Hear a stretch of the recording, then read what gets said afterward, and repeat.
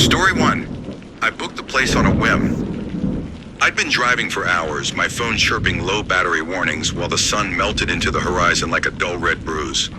My original plan had been to make it to my cousin's place in Raleigh by nightfall, but an accident on I-40 and a GPS reroute through endless two-lane roads had killed that plan. By the time I realized I was too tired to keep going, I was somewhere in rural North Carolina, my service flickering between one bar and none. AirBnB's app loaded just enough to show me one nearby listing.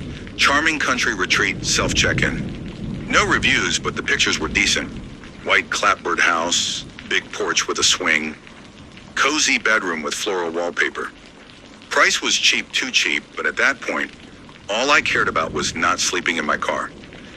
I booked it, paid, and got an automated message with a code for the lockbox. The host's name was Marla. No profile picture. The road to the house was narrow, cracked, hemmed in by trees that clawed at my headlights. When I finally pulled into the gravel driveway, the porch light was already on, a pale yellow glow spilling down the steps. The lockbox was exactly where the listing said it would be on the railing. The code clicked, the metal door swung open, and there were the keys. Still warm. It was a stupid detail, but I noticed it immediately. They felt like they'd just been in someone's hand, or maybe in a pocket close to body heat. But there was no car in the driveway, except mine. I shook it off. The host probably lived nearby and had just dropped them off. The inside smelled faintly of lavender and something older, like old books left in a damp room. The furniture looked just like the photos. Floral couch, lace curtains, mismatched lamps. A small bowl of peppermint sat on the hallway table. A folded note beside it that read in loopy handwriting. Welcome, guest. Feel free to make yourself at home. Please, don't move the mirrors. M. It struck me as odd who specifies that, but I figured maybe somewhere antiques or fragile. The bedroom was small but warm. I dropped my bag, plugged in my dying phone, and flopped onto the bed without even changing clothes. I was out within minutes. I woke up at 2:14 a.m. The first thing I noticed was that the air felt wrong. Heavy. Still. The second thing was that the bedroom door was open. I was sure I'd closed it. The house was quiet, but not silent. I could hear a faint creaking, like footsteps shifting weight slowly on old floorboards. Marla, I called out, my voice dry and weak. The sound stopped. I told myself it was the house settling. These old places groaned all the time. I shut the door again, definitely shut it, and climbed back into bed. At 4:07 a.m., I woke again. This time, the door was still closed. But the mirror across from the bed, the one with the ornate gilt frame, had been turned to face the wall. I hadn't touched it. My skin crawled, remembering the note. Please, don't move the mirrors. By morning, I'd convinced myself I was just overtired and imagining things. I went to the kitchen to make coffee. There was a note on the counter in the same looping handwriting. Don't go in the basement. My stomach turned. There'd been no basement mentioned in the listing. I decided to leave as soon as I'd had breakfast. But when I opened the fridge, there was nothing inside except a carton of milk with no label and a single plate covered in plastic wrap. Under the wrap was a slice of cake. It looked fresh, moist even, and sitting in the frosting, pressed in neat lines, were fingerprints. I left the kitchen and went back to the bedroom to pack my things.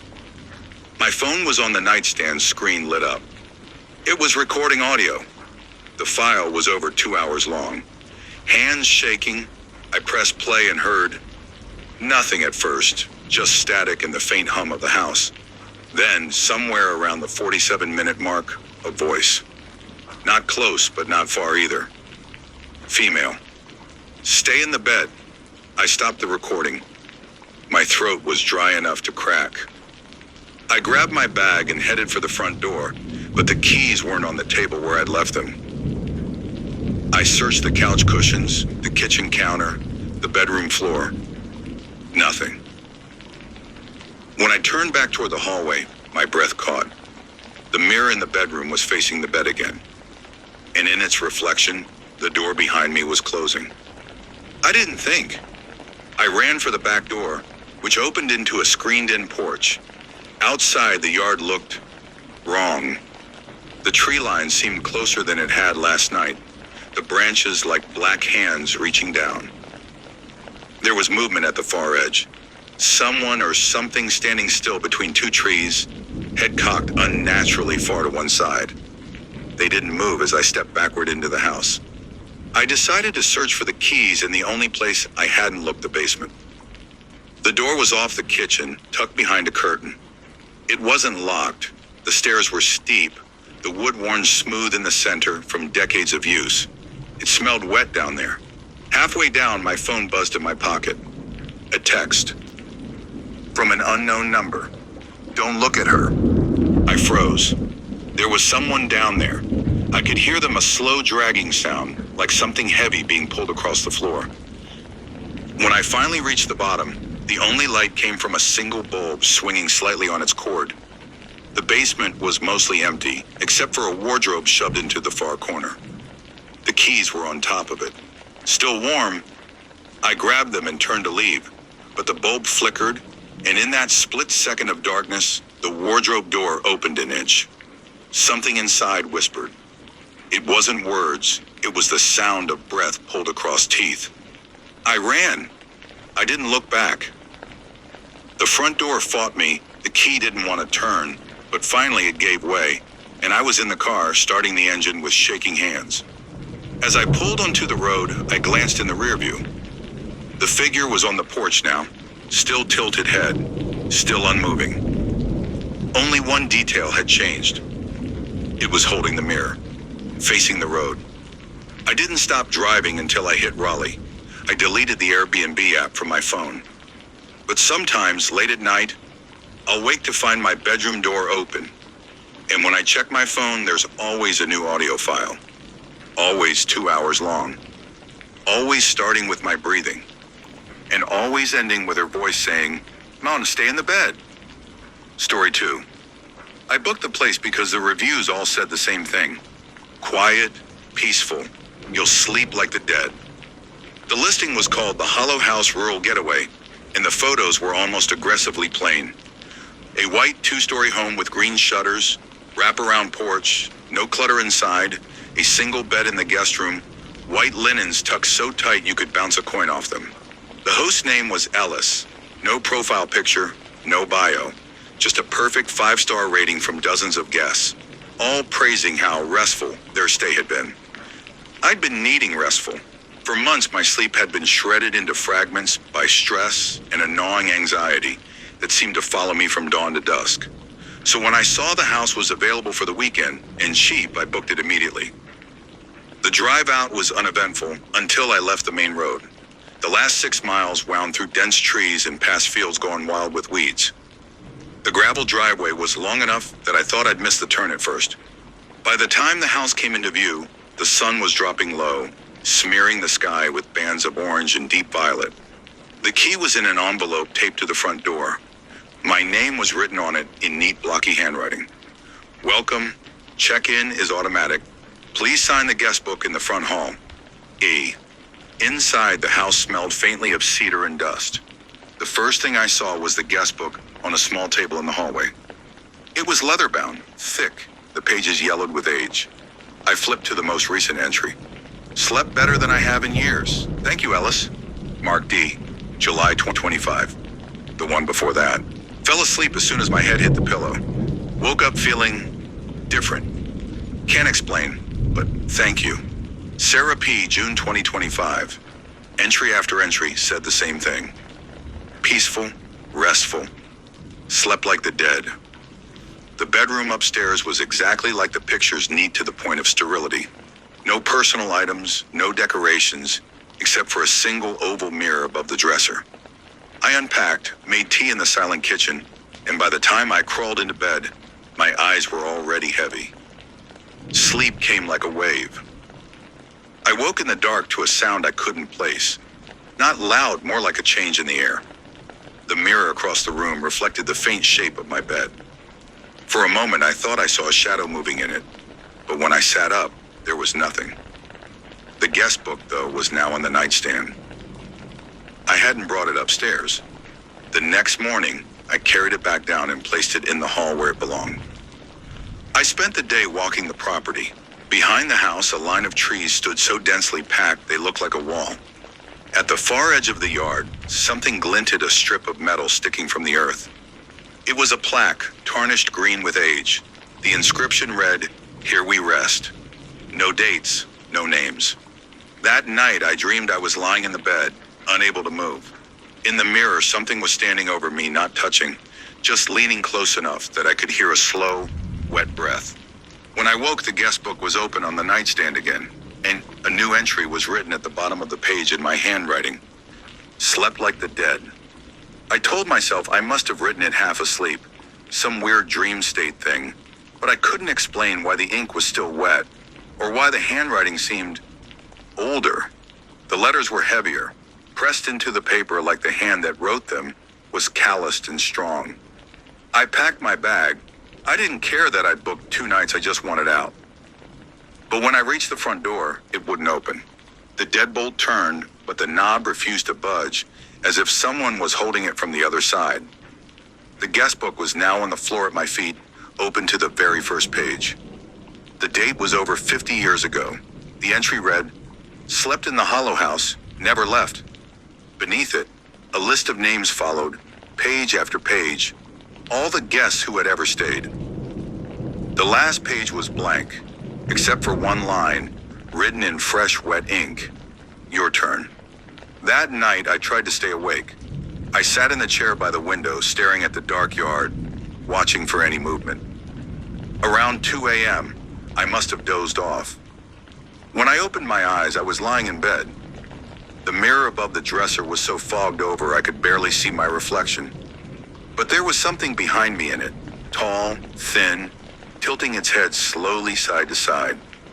The guest book was on my chest. The pen was in my hand. And in handwriting that was no longer mine, the page filled with the words, "Slept like the dead, still sleeping." I woke in the morning to the sound of my car starting outside. When I ran to the window, it wasn't there. The driveway was empty. But in the yard, at the far edge by the plaque, there was a fresh mound of dirt.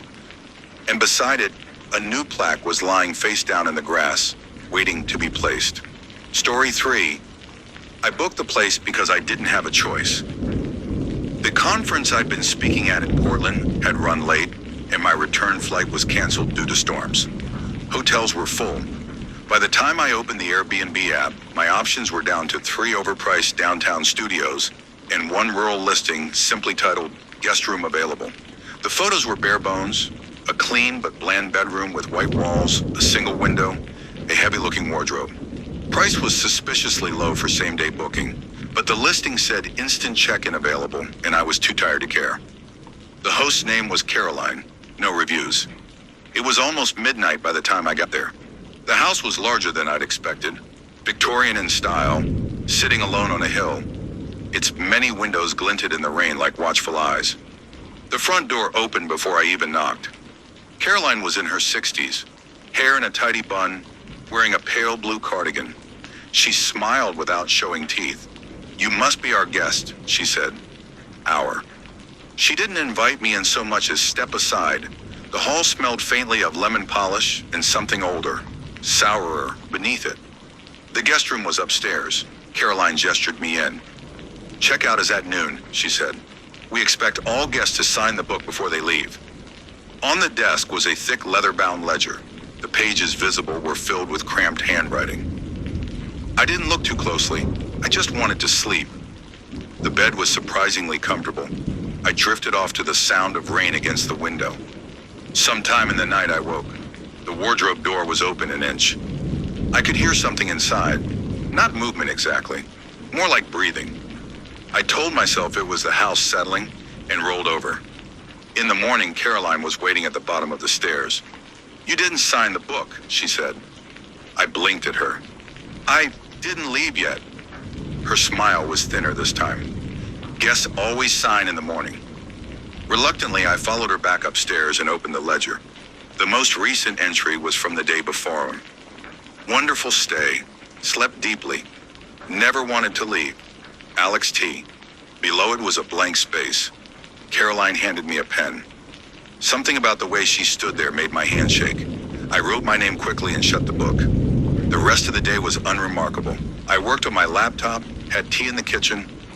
Caroline never left the house. I never heard a TV or a phone ring or even footsteps, except when she appeared suddenly in the same room as me.